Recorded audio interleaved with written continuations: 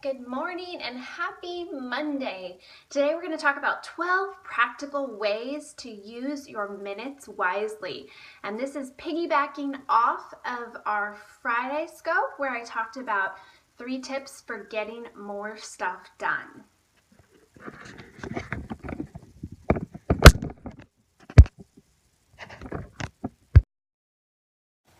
There we go. How are you doing today? I hope you're having a wonderful start to your week. I got up early and spent time reading my Bible and exercising and taking a shower and washing my hair and just feel like it's a good start to the week. I hope that you are feeling the same way. If you are new here, I'd love to give you a shout out. Leave a comment and let me know that you are new, and be sure to let me know what your name is. It's a chilly fall morning in Minnesota. I haven't been outside today, so I'm not sure what the weather is like, but I am so happy to be back to kind of normal life after a few weeks. I had surgery and then recovery, and then welcome Jeanette, is that how you pronounce your name? Welcome Daphne. Thank you. This color of shirt, this is one of my favorite, this is one of my favorite colors. I got the dress is from Stitch Fix, and the sweater came from Amazon. Welcome Yvonne. Good morning Elizabeth. After a few weeks of being in recovering from surgery and then that taking a lot longer and then going to South Africa, I feel like that it's so great to be back to kind of normal again. Welcome Randy. It's a high of 93 there, Amanda. Where do you live? I'm just so happy that in Nashville, it's kind of starting to feel like fall. I've been so ready for fall. Fall is my very favorite season. Okay, so if you're new, my name is Crystal Payne, and I am the founder of MoneySavingMom.com, as well as the New York Times bestselling author of the book Say Goodbye to Survival Mode. I'm glad I'm back on my routine too, Court. I'm glad to be back. And I am the creator of the 14-day online course called Make Over Your Mornings, and that's at makeoveryourmornings.com. If you're struggling with mornings, you want to figure out how to use your days well, how to start your day well, go to makeoveryourmornings.com, and you can scroll all the way down to the bottom of the page and type in your name and your email address at the box down there, and you can sign up for day 1 for free. We'll send you day 1 for free. So today we're going to be talking about 12 ideas to use your minutes wisely. This is piggybacking off of Friday's scope. So if you missed Friday's scope where I talked about my top 3 tips for getting more stuff done, I actually had a section on that where I talked about using your minutes wisely, and I meant to share this, and then I forgot to bring my computer with the list, and so it is what it is, and I thought, well, I'll do this as a scope today.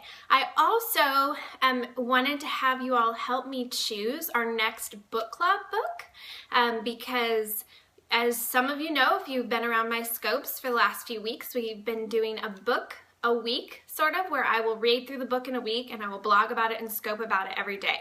So I picked out, let's see, 1, 2, 3, 4, 5 books that I wanted to let you help me choose from. And I posted them on my Instagram, which is instagram.com/themoneysavingmom. But I would love to hear from my scope viewers as well, because I'd love to get your take as well on what you would really enjoy me scoping through, which books. So I'm going to show you those books right now, and that is I Used to Be So Organized. I've heard that this book is really, really good, and I've been wanting to read it for a long time. Rising Strong by Brene Brown. Teaching from Rest, and I've already read this book, but it's so good that I want to read it again. Just Show Up, and Better Than Before by Gretchen Rubin. So Better Than Before, which is about mastering the habits of our everyday lives. Just Show Up by Kara Tippett. She actually passed away from cancer not too long ago, and this was written, I believe, with her friend, and it's about kind of walking through, let's see, it says the dance of walking through suffering together. Teaching from Rest, which is by Sarah McKenzie and This book has really impacted me as a homeschooler, and it's A Homeschooler's Guide to Unshakable Peace. I can't read backwards. And Rising Strong by Brene Brown. I have read all of Brene's other books, really been impacted by them, and so I for sure want to read this book sometime. And then I Used to Be So Organized by Glynis Whitwer. I think that's how you pronounce her last name. So you can either leave a comment and let me know which book you would love for me to go through next week, or you can tweet at me. My Twitter is twitter.com/MoneySavingMom. So I'm at MoneySavingMom on Twitter. So leave a comment on this scope, and I'll go back through at the end of the scope and look through the comments and kind of tally them up. Or you can leave a comment on my Instagram. I'm Instagram.com/TheMoneySavingMom, or you can tweet at me. And I'm tallying all those up and figuring out which one is kind of the top voted one, and then I will choose that, and I will let you know tomorrow. So if you would like to participate in our quote-unquote book club, you can, and you can go ahead and get the book earlier. I know that before I've kind of only told you 1 or 2 days before, so I'm trying to do a better job of giving you more time to find it from your library or find it from a friend or pre-order it or order it. So let me know, and then I will let you know tomorrow which one I choose. Okay, so 12 practical ways to use your minutes wisely. If you missed Friday's scope, be sure to go to catch.me/MoneySavingMom. That's KATCH.me, KATCH.me/MoneySavingMom, and you can watch the scope on 3 tips for getting more stuff done, where this is going to segue from that. So these are very practical ideas. In that scope, I talked about number 1, keeping your to-do list short, number 2, making your goals measurable, and number 3, using your minutes wisely. And I talked about how you need to become the master of your minutes.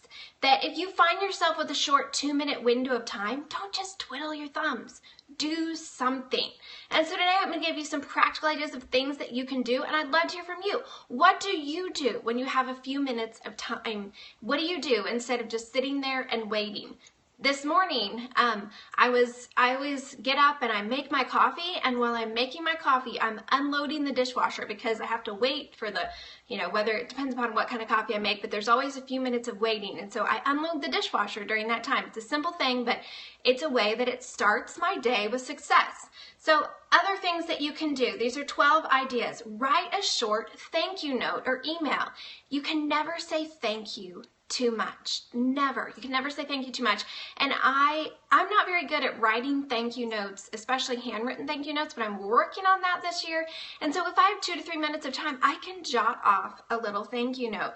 And I go ahead and I want to put the address on it and everything so that I can get it in the mail, and so it actually gets sent. Because I don't know about you, but I'm really good at great intentions and about writing notes and then not getting them in the mail.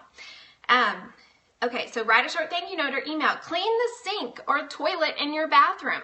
If you have young children, while they're taking a bath, if they're sitting in the bathroom, sitting in the bathtub, that's a great time for you to be cleaning your bathroom, because you're going to be in there anyway, so you might as well clean your bathroom. Switch a load of laundry from the washer to the dryer. You can do that when you're on the phone. You can do that when, right before you're headed out the door. This morning, I just kind of make it part of my morning routine that I just go in and switch the laundry from the washer to the dryer. Pull dinner out from the freezer. If you have dinner in the freezer, think about dinner earlier in the day. Don't wait until 5 p.m. to decide what you're having for dinner. Think about it earlier in the day. Make a healthful snack to munch on instead of grazing on high-calorie, low-nutrition snacks. Take the time, invest in yourself to make a great nutritional snack for yourself. That is a way that you can use those 2 to 3 minutes of time, and that will benefit you over and over again. Take your vitamins and drink a glass of water. I am such a firm believer in vitamins. I found that when I take a multivitamin and I take some other supplements, I feel so much better as a result. Do 25 sit-ups. People always say, I don't have time to exercise. Take those few little minutes of time throughout the day while you're waiting for a child, while you're, waiting to go out the door, you're waiting for the rest of your family. Do 25 sit-ups. It might sound silly, but it's a great way to get in a little bit of exercise. Do a quick cleanup of a room.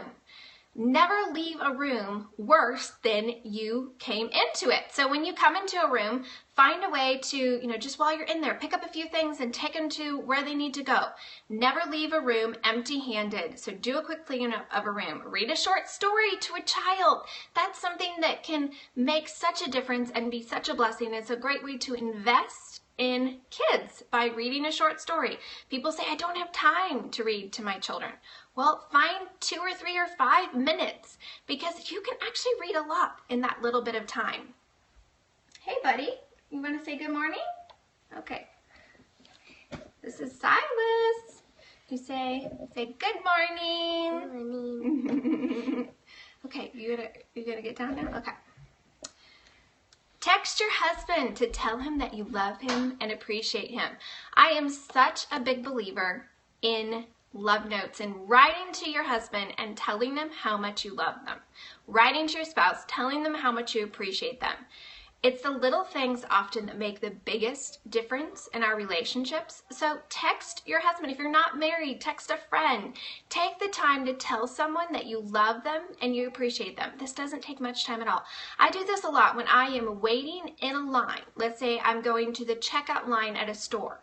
When I'm waiting there, I pull out my phone, and that's when I will usually write a few texts to someone. And it'll just be someone that I've been thinking about, and I'll write a text and say, hey, just wanted to let you know I was praying for you today. That's all. And just a simple thing like that can mean so much and really be a great way to invest in relationships, even if you don't have a lot of time. Read 2 pages of a book. A lot of people tell me I don't have time to read. But I think you don't have time not to read. And so just find those little snippets of time. You don't have to read chapters and chapters and chapters. Find little snippets of time. And especially if you're reading a nonfiction book, it's really easy to pull it out and just read a page or 2. If you do a page or 2 every single day, it might not feel like you're getting much, you're making much traction at all. But over time, that's a lot of pages and you're actually reading a book. Or make a quick phone call. So those are just some ideas of ways to use those 2 to 3 minutes of time that kind of pop up throughout the day so that you can get things done, or you can invest in things that matter, and you can invest in relationships, and you can invest in your health.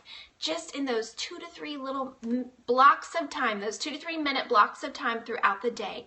Use them well, and it will benefit your life so much. So that's what I want to share with you today. I also wanted to read to you from a book that I am reading. But before I do that, I wanted to let you know that I'm doing an afternoon scope again. Now I have sun rays all over my face. This is cracking me up. This window, it's cloudy and then it's not cloudy. And so I can never get it just right, it seems. So this afternoon, I'm going to do another Money Making Mom scope.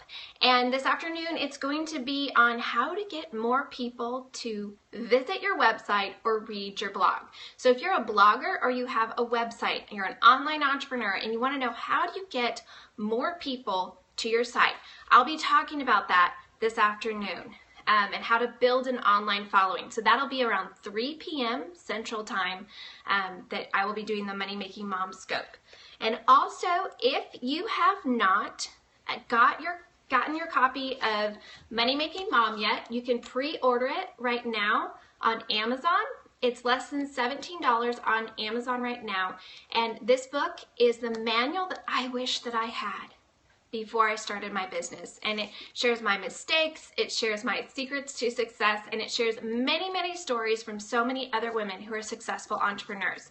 So that's Money Making Mom, How Every Woman Can Earn More and Make a Difference. And if you pre-order, thank you, Carrie. If you pre-order, be sure to go to moneymakingmombook.com, moneymakingmombook.com, and on that site, you will have details on how to get the free bonus products that we're offering only when you pre-order. After the book comes out November 3rd, we will be selling these products on our site because they're very high value products. But until the book comes out, until November 3rd, you can get them at MoneyMakingMomBook.com. You can get those bonus products. So you can also sign up for a free 5-day course at that site, MoneyMakingMomBook.com, on how I make a full-time income from home. So if you're thinking, I think the book might be for me, but I'm not really sure, please sign up for the 5-day course at MoneyMakingMomBook.com, because I think it will give you a real good taste of whether this book is going to be helpful for you. And I think you'll also just enjoy hearing about the mistakes that I made along the way and the lessons that I learned in my 10 years of being an online entrepreneur. Thank you so much, those of you who are talking about being on the book launch team. You all have been such a gift and such a blessing to me. Okay, so I am reading this book, Breaking Busy. It's a pre-release copy by Ali Worthington, and it's how to find peace and purpose in a world of crazy. And it's written specifically for Christians, but I was so convicted by the first chapter, and I just wanted to read a few paragraphs to you because they really, really challenged me. She's talking about limited versus limitless capacity, and how so much of the time we feel like we have limitless capacity, and that's why we say yes to so many different things, and then we burn ourselves out. She says, when God created us, He created us with a limitless capacity to love others and a limitless ability to stretch our talents to be used for His glory. That really made me think. Who's the author? It is Ali Worthington, and I'm not sure when the book actually comes out, but I know it's available to pre-order on Amazon. He also created us with a body that needs rest, and He placed us in a universe that has a limited number of hours in each day. When we operate under the belief that we can do it all, we're forgetting how God wants us to rely upon Him. We're adding so much extra noise to our lives that we can't hear His voice speaking to our true calling. God may indeed be calling us to coach the football team or teach Sunday school or run our own business, but if we don't have times of quiet in our lives, we'll miss hearing what to say yes to and what to say no to. And then at the very end of chapter 1, I loved this section where she talks about life in your sweet spot and what your sweet spot is. She said, we've talked about what drains us and what restores us. Now let's tackle what life looks like when we live in our sweet spot. By sweet spot, I don't mean a place where life is easy and we chill with our feet up all day. Life is full of challenges, and those challenges are what enable us to grow and lead richer, fuller lives. Everyone who is dedicated to living out their God-given destiny is called to grow and stretch. And growth isn't always comfortable, even within our true sweet spot. Our true sweet spot is a place where we know we are operating at our best. My iPhone sweet spot is when it is plugged in, charged, and has a strong Wi-Fi connection. It has no unnecessary apps in the background draining the batteries or thousands of pictures slowing it down. My sweet spot is making choices each day to eat well and get enough sleep, take care of my most important relationships, and most importantly, plug into the ultimate power source, God, through the Holy Spirit. Don't miss this. Our sweet spots aren't meant to be areas in which our lives are perfect, because perfect is a lie. Operating in our true sweet spot means we are taking care of the big things, God, loved ones, and ourselves, so that we have a solid foundation to live out our calling in this world of crazy. So that was from Breaking Busy by Ali Worthington, and that's a pre-release copy. And I've only read the first chapter, but the first chapter convicted me so much. And I just had to share that with you and thought maybe it would encourage you as well, as it's challenging me. It's really impacting me and really causing me to step back and say, am I chasing after busy in my life? And what are the signs that maybe are showing that I'm chasing after busy, and what can I do about that? So I wanted to share that with you today, and I hope that you have a wonderful day, and I will see you back here hopefully, if you're interested in Money Making Mom stuff, around 3 p.m. this afternoon, where we'll be talking about how to get more people to read your blog and how to build up an online following. So if you're an online entrepreneur, if you're a blogger, if you're someone who wants to be a blogger and online entrepreneur, be sure to come back around 3 p.m. where I will be sharing that. And otherwise, I will see you tomorrow morning around 7:30 a.m. for more morning motivation. Have a great day.